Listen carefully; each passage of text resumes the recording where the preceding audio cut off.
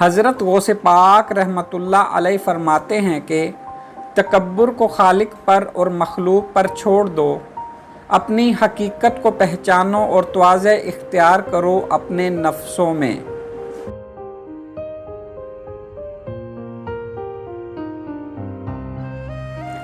हजूर गौस पाक रहमतुल्लाह अलैह फरमाते हैं कि तकब्बुर और नखुवत और इतराने को छोड़, अपनी खुशी को कम कर और हिज़न को बढ़ा कि तू दारुल हिज़न यानी दुनिया में कैद है।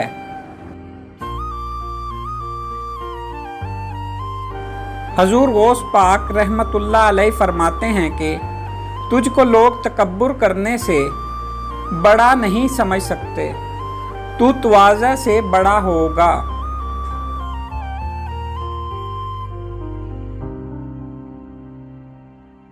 हजूर गौस पाक रहमतुल्लाह अलैह फरमाते हैं कि जब तक तेरा इतराना और गुस्सा करना बाकी है, अपने आप को अहले इल्म में शुमार ना कर।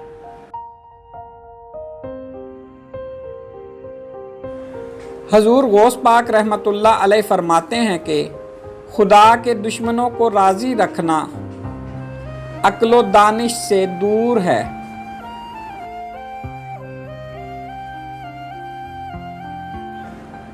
हजूर गौस पाक रहमतुल्लाह अलैह फरमाते हैं कि जिसे कोई एज़ा ना पहुँचे, इसमें कोई खूबी नहीं है।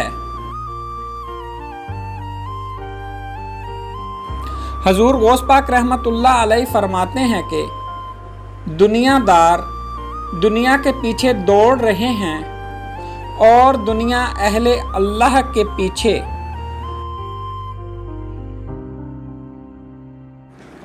हजूर गौस पाक रहमतुल्लाह अलैह फरमाते हैं कि अव्वल जहल होता है, फिर इल्म, फिर इस पर अमल, फिर अमल में इखलास और फिर अक्ल कल्बी।